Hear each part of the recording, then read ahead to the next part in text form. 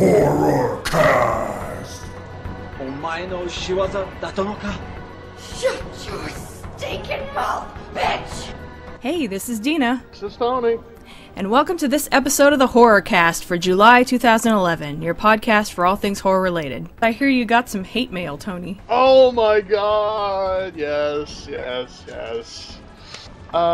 There is one particular person on Tig that I actually have... Tig. Hey, that's what I've been hearing. Sorry, I hate when people call it that. Sorry, okay. But anyway. Okay, let's try that again. Okay. There is one particular producer on that guy with the glasses that I actually have a lot of respect for, and he's really funny. We are in a kind of a friendly little rivalry now because of something I said. And by something, I mean about my opinion on Scream 4, and by my opinion, I mean the fact that I hated it. You can probably guess who this is, but it's Welshie. Well, yes, Welshie hates me now. But you know, it's cool. You know, it's fine. Well, I mean, it's not cool that he hates me, but But, you know, You have brought on Welshie's wrath. Yeah, I have incurred the wrath of Welshie, and I'm just thankful that he lives across the sea. So, but you know, me and him have been talking for a while on like Facebook and stuff. So you know, at least I kind of had this going before I, you know, brought down everything he believed in. So, you know, it's just like we kind of hit when I remember when I messaged him on Facebook after my scanthing review of Scream 4 came out, and I was just like, hey Welshie, and his first thing is, hi hater of Scream 4, who will soon be dead. Like, you saw that, did you? I was like, well, heard, did you? It's like yes I did. Like, and we actually had me and Ben had an interview. Oh, by the way, hi Ben. Me and Ben. Hi, Ben. Me and Ben had an interview with Welshie and Panda, and that was interesting, to say the least. I haven't had a chance to listen to that, but I will link to it in the description. Awesome. Cool. Welshie and I actually started talking for about 45 minutes to an hour about him trying to convert me about why Scream 4 is so good. And, you know, I mean, I love Welshie to death. He's a nice guy and everything, you know, blah, blah, blah and everything. But, you know, it's just, me and him, I will have to respectfully disagree on that, because, I mean, I like the movie for what it was, but it just doesn't belong in the Scream. Yeah. Well, as I said, I thought it was just okay. I didn't think it was great, but I didn't think it was horrible either. Yeah. I would probably watch it again if I caught it on TV, but I'm not gonna, like, go out and buy the DVD. Yeah.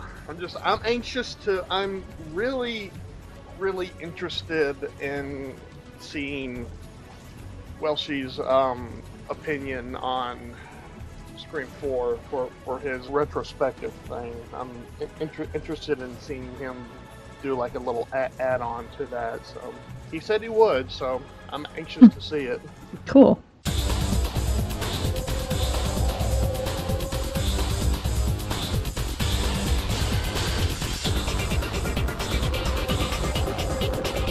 Alright, now with this new edition, new and improved because we have the technology version of HorrorCast, we are going to be instituting something that will hopefully be in every upcoming podcast, and that is our selection for horror-themed game of the month. Now, this doesn't have to necessarily be like a Silent Hill game or any in that reference, but it can be something that's just viewed as disturbing to us, or something that we would consider like a horror type thing.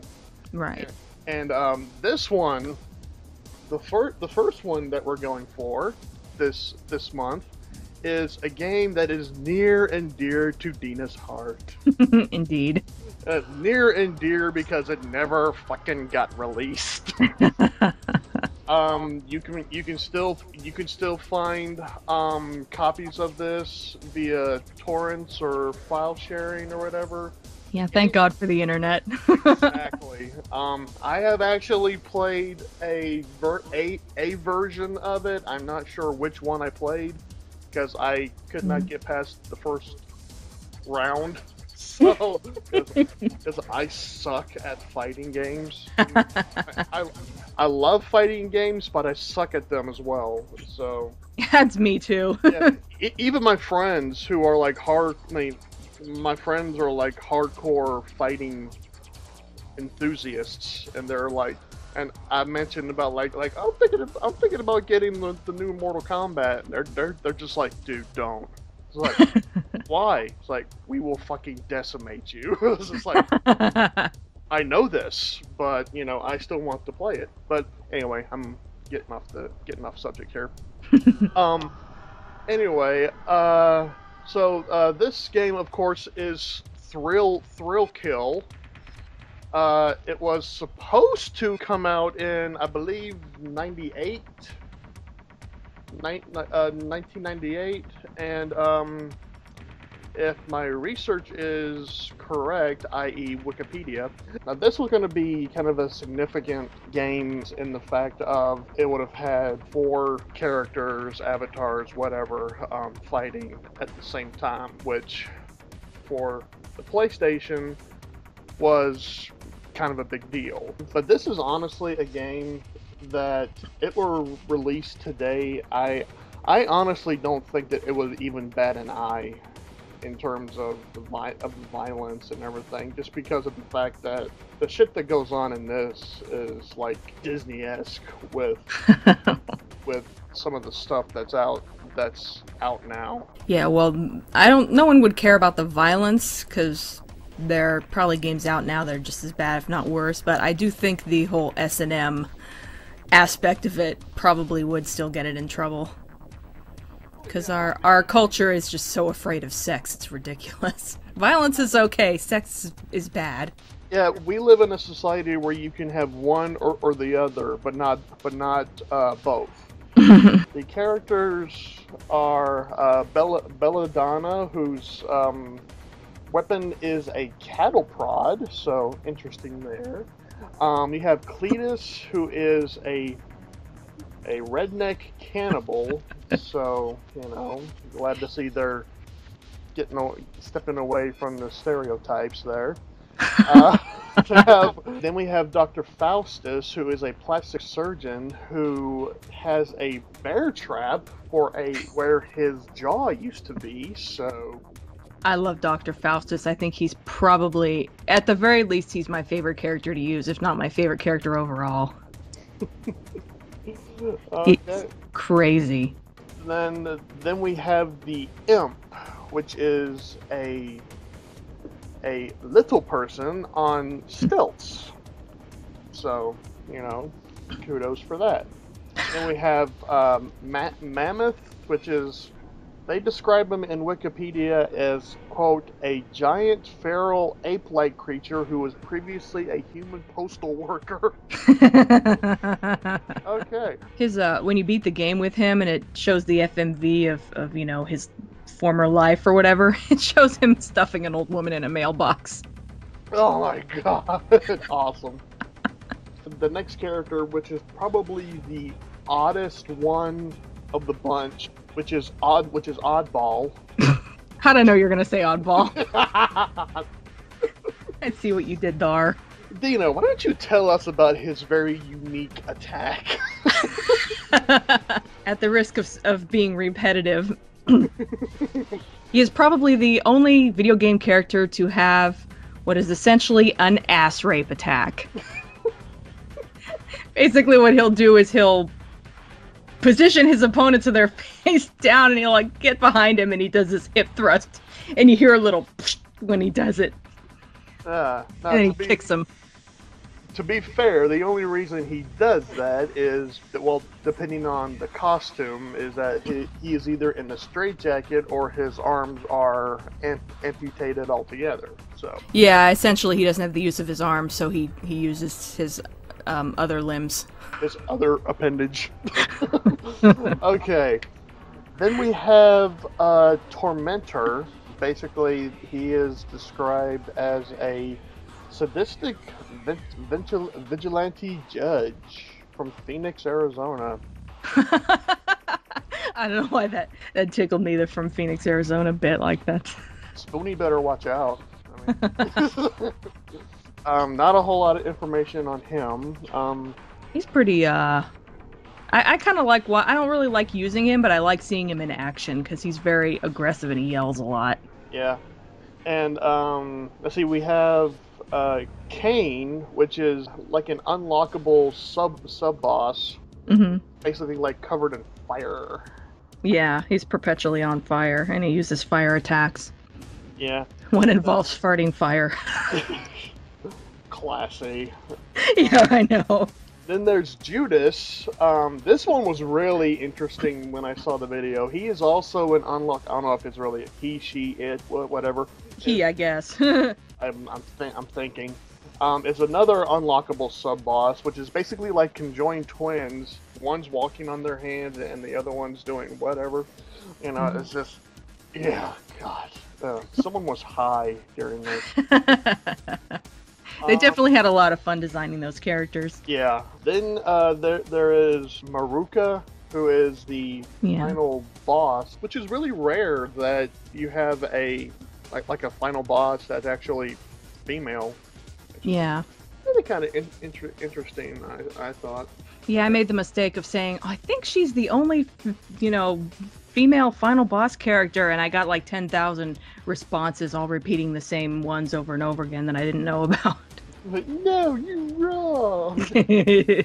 And the last but certainly not least is Violet. Yeah, she's the other one I like to use. Yeah.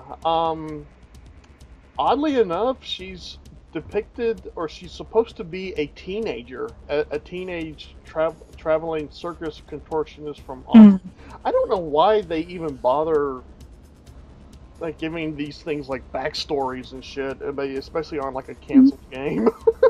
Well, because all that information was out there, so. Oh, sure. If you're gonna throw that in my face, fine. I'm sorry, I didn't mean to use logic. Yeah, you and your damn logic. And of course, she develops a hatred for men. Whatever.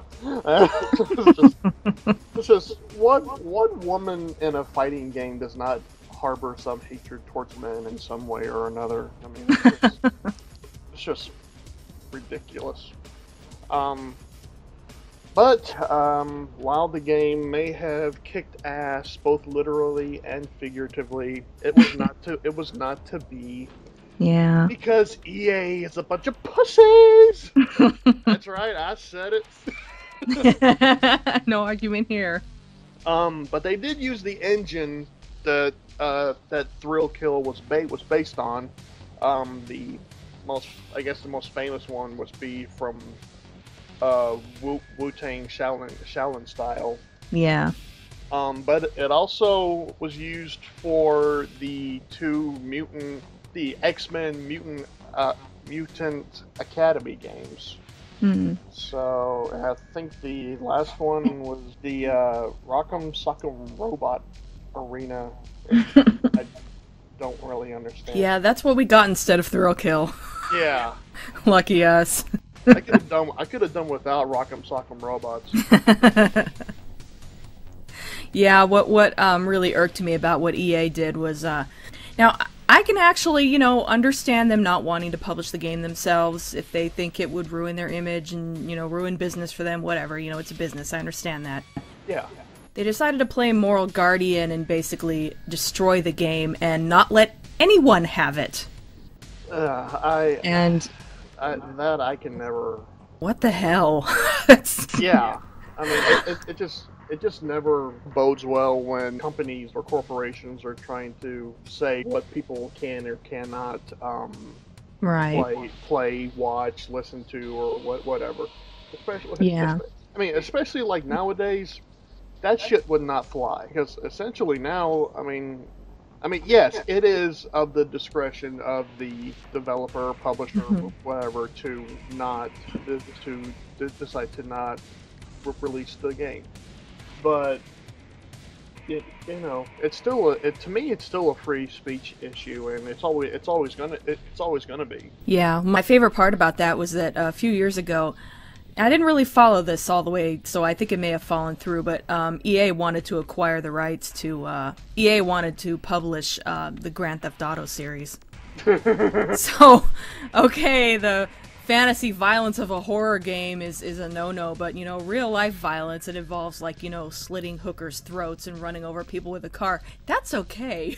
Yeah, I mean... Way to go there, EA. That was, My opinion on the whole thing is that at the very least, just release it. I mean, because for one thing, the game's already in. I mean, it's made, it's developed, it's completely done. They don't need to do. Or at least it was. If it wasn't completely done, it was damn close. Yeah, it's at least like 99.9% done. Just finish it up. Hell, give it a graphics upgrade if you want. And release it on, like, Xbox Live Arcade or PlayStation Network, or both. And, let the people decide if they want it. There were companies that wanted to buy it. And, oddly enough, EA just went, no one is ever going to play this game, because this game is evil. Which is so weird, because you would think, Let's just go ahead and say I'm not going to get an endorsement from EA anytime soon. So screw it. EA is a bunch of money whores. That's all there is to it. They have released Madden. They have released the same Madden game for God knows how many years. In my opinion, release it on Xbox Live Arcade and PlayStation Network. Charge money for it and see if people want it. Yeah, it's probably not going to happen just because, as far as I know, EA, I don't know how long how long these things last, but as far as I know, EA probably still owns the rights to it, and they officially had it destroyed. So I kind of doubt that they would ever come back and bring it back, or, let anyone else have it, because, that would be admitting they're wrong. If they were smart, what they should have done, if they really didn't want to put it out and didn't want anyone else to put it out, if they were really smart, they would have held on to it, and then, like, wait it out and see if, maybe, because, things change, and stuff that used to be offensive is less offensive now. That's just kind of how it goes.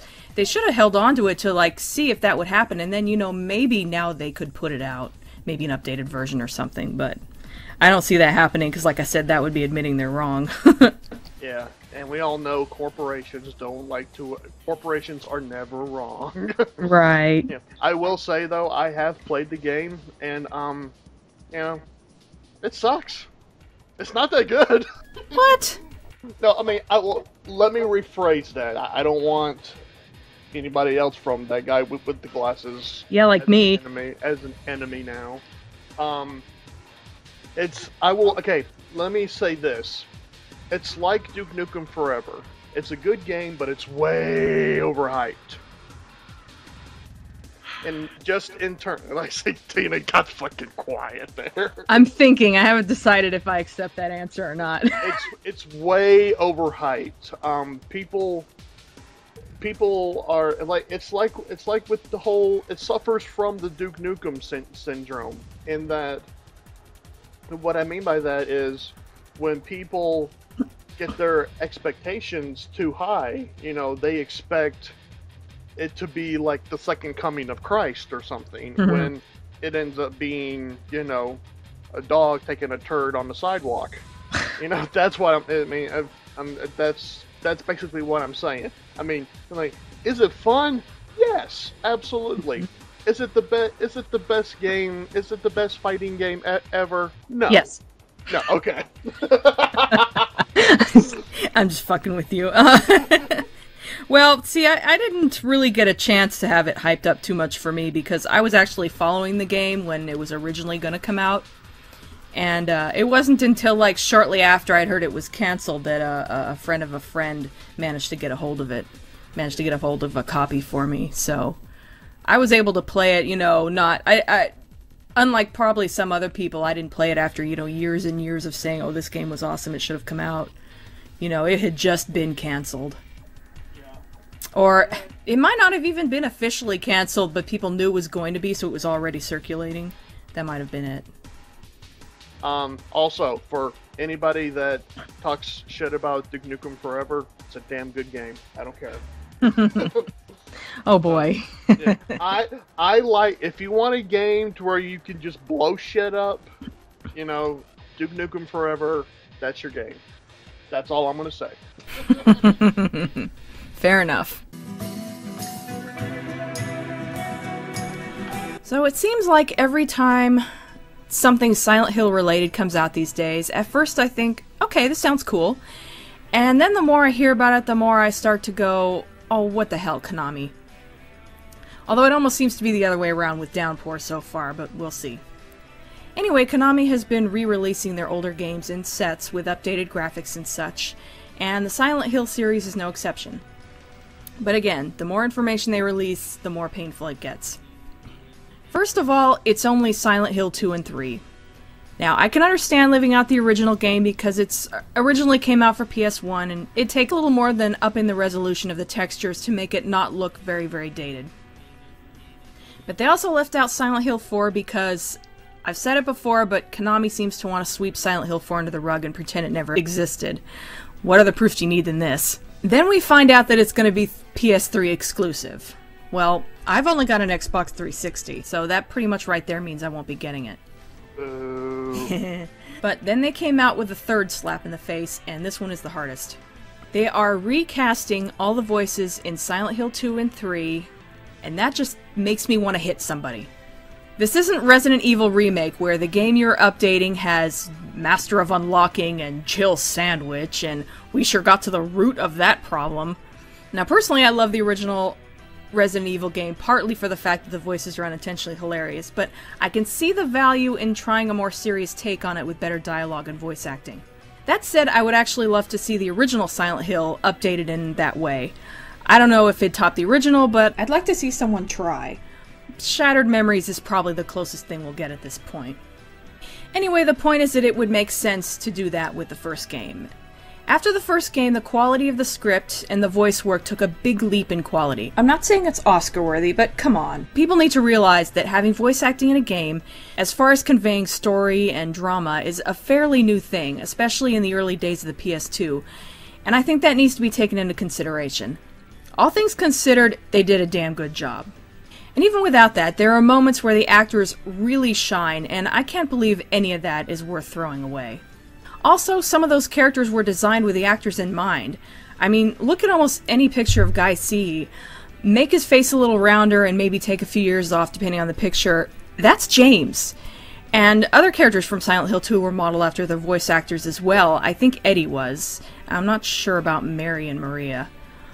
Heather was named after her voice actress, I think mainly just due to time constraints, but still.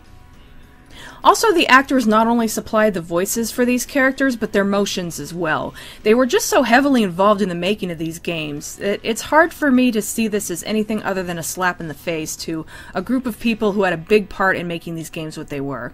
If I were really to nitpick, I might complain that some of the dialogue in Silent Hill 2 is a little awkward sounding, but that's an issue with the script, not the actors. I think they did a great job with what they were given. There are times when James doesn't convey much emotion, but I think that's intentional. I think he's emotionally numb at times. Silent Hill 3 didn't have that problem, and I don't know why anyone would be unhappy with the voice acting. Maybe Vincent and Claudia sound a little overdramatic with their delivery, but they're religious fanatics. I think it actually suits them very well to sound that way.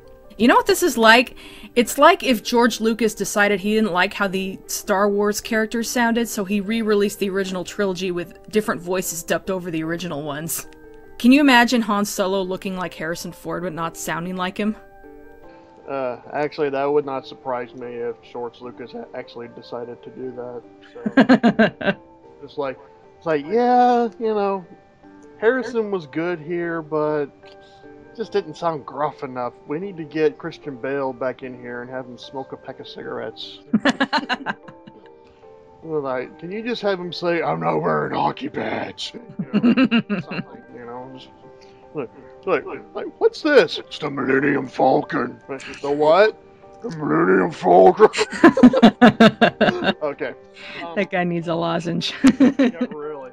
But yeah, this is not only a big slap in the face to the people that voice these characters, but it's also a slap in the face to the fans in a way, because it's like I told you on that Facebook message. It's like right now, we are the mannequin and Konami is Pyramid Head, and we are going to be fucked against our will. I mean that's there's no kind way to put this. I would have preferred they do this whole thing with the first one to see if it would even be worth doing it for 2 and 3. I mean, as far as I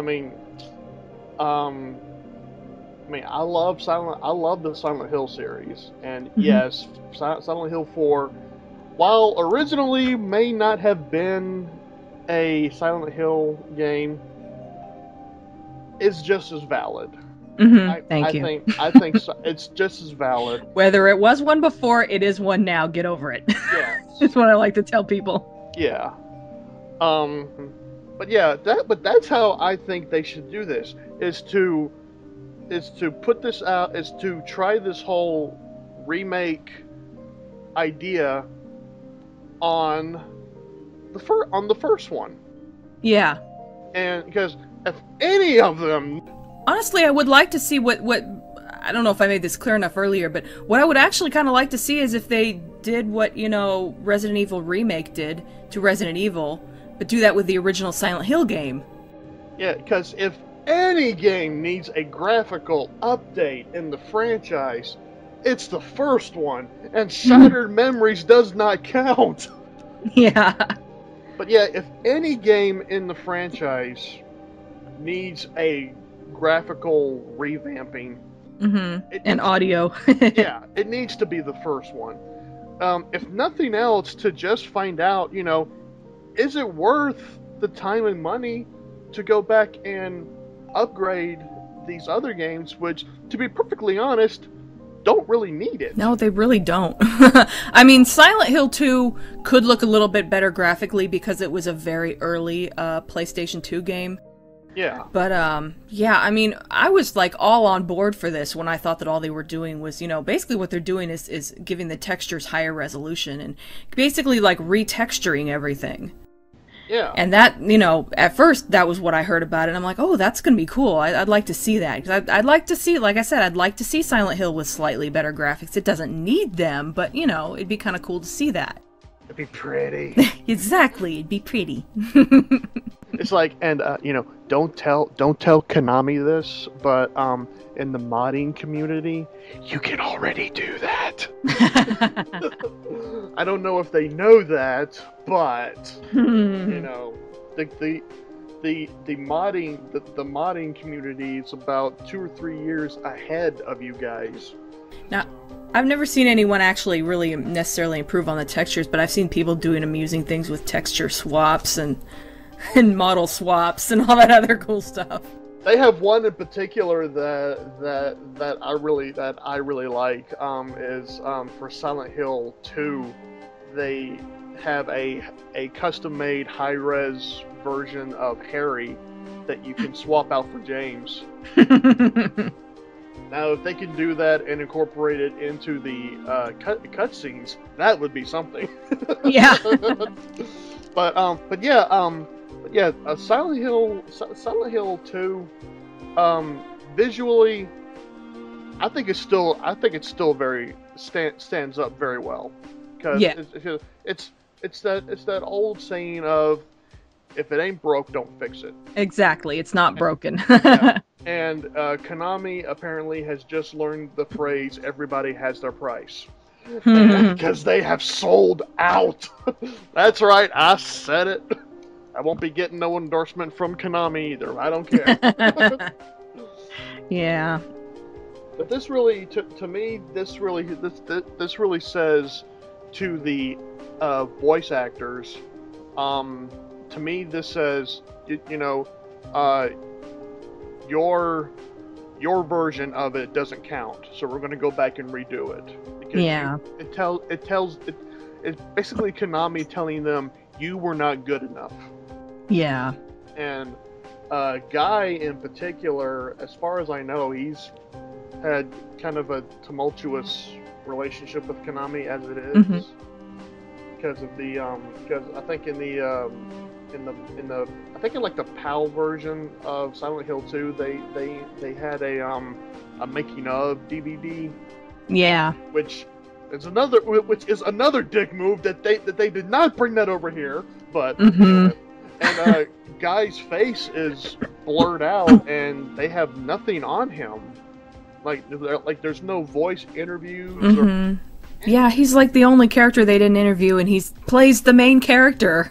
Which I think is severely fucked up. It's just like... And unfortunately, some people get the wrong idea and think, oh, well, he probably asked him to do it and he turned them down because he doesn't want to be associated with a video game. And no, Konami never asked him.